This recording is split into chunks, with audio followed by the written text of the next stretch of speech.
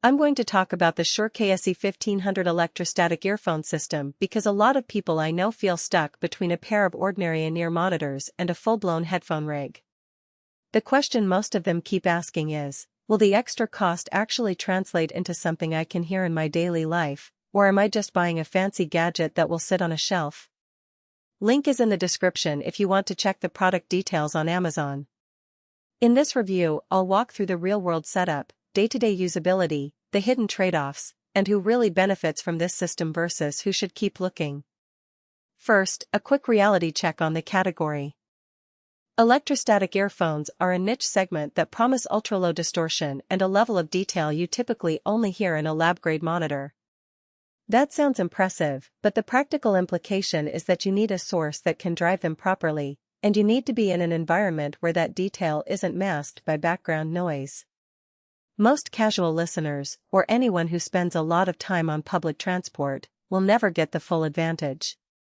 That's why the KSE1500 includes its own matched amplifier. The system is designed to be a self-contained package, but the amplifier adds weight, a charging routine, and an extra cable to manage.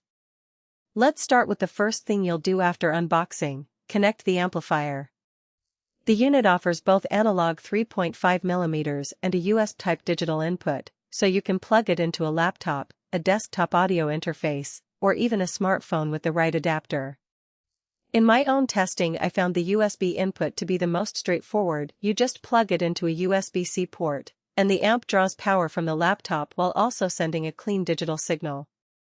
The analog input works fine for older gear, but keep in mind that the amp's internal DAC is what really shines, so you'll get the best fidelity when you use the USB connection. There's a small learning curve getting the amp to recognize your device, especially on Windows where you sometimes need to select the Shure device as the default playback device.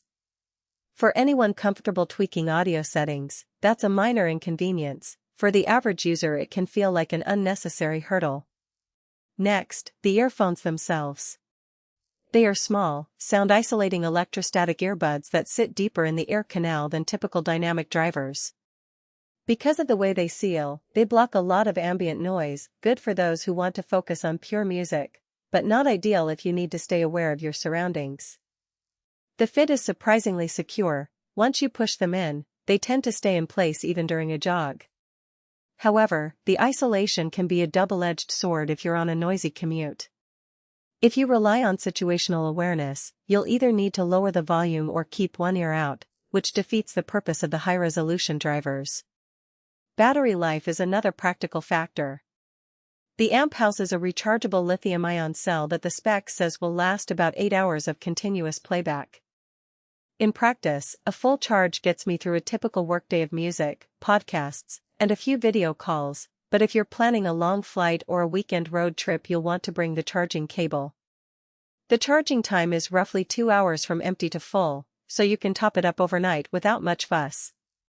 The earphones themselves don't have any power source. The amp supplies everything, which means there's no extra battery to manage on the earbuds themselves. Now, onto the most important question: does the sound justify the price tag? Shure's electrostatic technology is known for delivering an incredibly clean mid-range and an extended high-frequency response. When I streamed a high-resolution FLAC file from a local server, the detail in acoustic instruments, the subtle bow of a violin, the breath of a woodwind was something I could actually differentiate from a well-tuned dynamic driver. Vocals felt airy and natural, with less of that ear-drumpeting effect you sometimes get from heavily boosted bass. In another test, I watched a dialogue-heavy thriller on a laptop. The on-screen voices were crisp enough that I could pick out background murmurs without turning up the volume. Those are the kinds of experiences that make the KSE1500 feel like a step up from a typical pair of premium earbuds. But let's put that into context. The system shines when you pair it with a good source, a DAC, a high-resolution audio file, or at least a lossless stream. If you mainly listen to compressed MP3s on a phone, the incremental detail will be far less noticeable. In that scenario, you're paying a premium for a capability you won't fully use.